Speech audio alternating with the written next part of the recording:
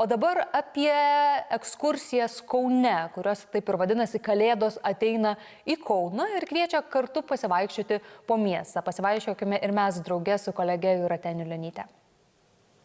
Labadiena, jei manote, kad po Kauną įdomu ir verta pasivaikščioti tik vasarą ir kai oras gražus, tai su Jonu Oškiniu gidu mes pabandysime pakeisti jūsų šitą nuomonę ir papasakoti apie ekskursijas, kurios jūsų laukia visą kalėdinį laiką. Tai Jonas Oškinis, labadiena.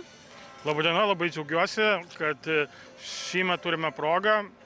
Net 5 skirtingų gidų kolektyvas paruošėme kalėdinį pasivaikščiojimą po Kauną ir pradedame čia, kur stovime Vienybės aikštėje. Kiek trunka tos ekskursijos ir ką norit parodyti, ką papasakojat? Tai ekskursija trunka nuo 1,5 valandos, jeigu susidomime ar užeiname kažkur sušilti, tai ir ilgiau.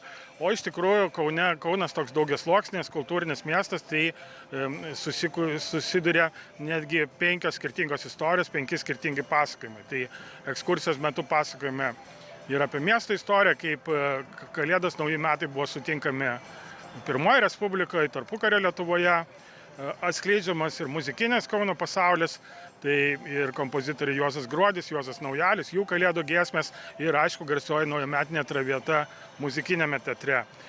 Pasakojame ir apie Kauno religinę šventovės, tai yra kaip Kalėdą sutinka krikščionės, na taip pat ir kaip buvo švenčiamos žiemos šventės žydų sinagogose. Na ir pagaliau tai ir kulinarinis Kaunas, garsieji Kauno restoranai Versalis, Metropolis, 3 milžinai. Na ir turime ir šiuolaikinį sluoksnį, tai mano kolegos Vykinto pasakojimas apie šiuolaikinę skulptūrą, šiuolaikinį gatvės meną. Jūs turite fotografijas, kurias norėjote parodyti ir apie jas papasakoti. Kas jose yra?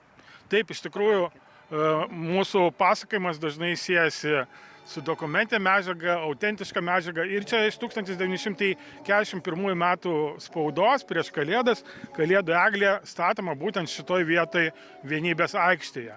Taip pat turime ir prieškarinį leidinį Trimitas, čia garsaus to meto menininko Augustino fotomontažas. Ir matome irgi pasitinkant naujus metus ne tik karys su trimitu, bet ir mūsų laisvės skulptūra, Juozo Zikaro laisvė, kur yra čia pat, taip pat Vienybės aikštėje. Panas Jonai, kaip žiema? Tas laikas, kai žmonės išsiruošia pasivaikščioti po miestą.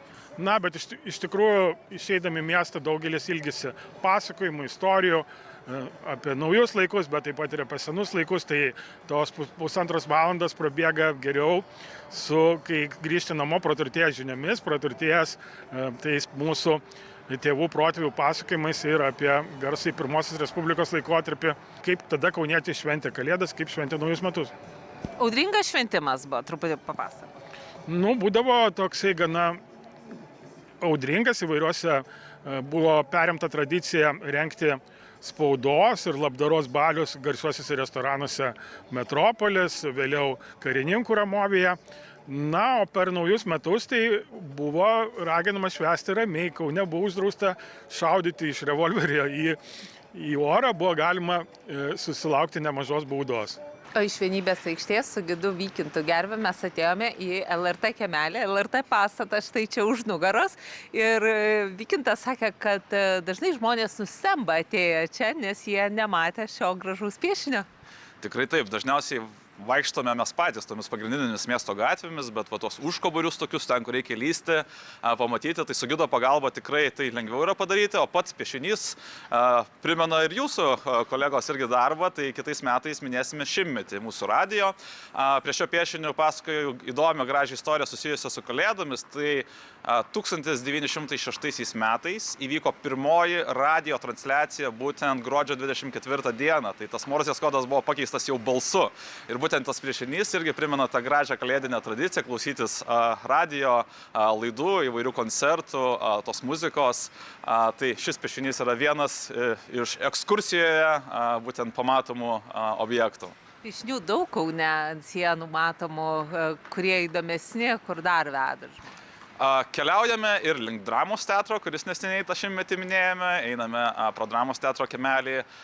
Taip pat kalbame apie tokias įdomias Timotiejaus Norvilos, Kauno menininko, meninės intervencijas. Tai pamatome, pavyzdžiui, Bernardo Bučo skulptūros ėjo perdirbinį, kaip Timotiejus Norvila tą skulptūrą perdirbo, ar kaip naktį į vakare pasimato. Ir ekskursijos metu taip pat kalbame apie tas kalėdas, tai užsiminus apie eglutę, dar norėčiau parodyti vieną fotografiją, jeigu galima.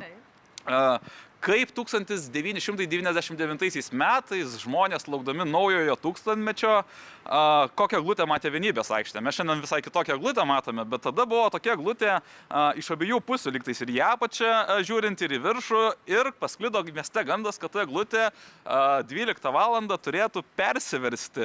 Ir žmonės, 20 000 žmonių buvo susirinkę būtent Vienybės aikštėje, laukė to persivertimo, bet taip ir nesulaukė. Tai toksai paradoksas, eglutė turėjo persiversti, bet liko stovėti tai, kaip stovėjo. Kai kurie net subėgo šiek tiek, bet toks įdomi tokia net skulptūra buvo pastatyta kažkada Vienybės aikštėje per Kalėdas. Vykitai, tos istorijos nėra ir tos 100-metės, bet atrodo, va štai ir visai nesenos jau turi savo pikancijos. Tikrai taip. Ir man pačiam kaip ir geografijos tvarumo mokytojui, aš vedu vaikams tokį būrelį, tai pasakoju apie kalėdinę eglutę, kuri buvo pastatyta iš plastikinių butelių.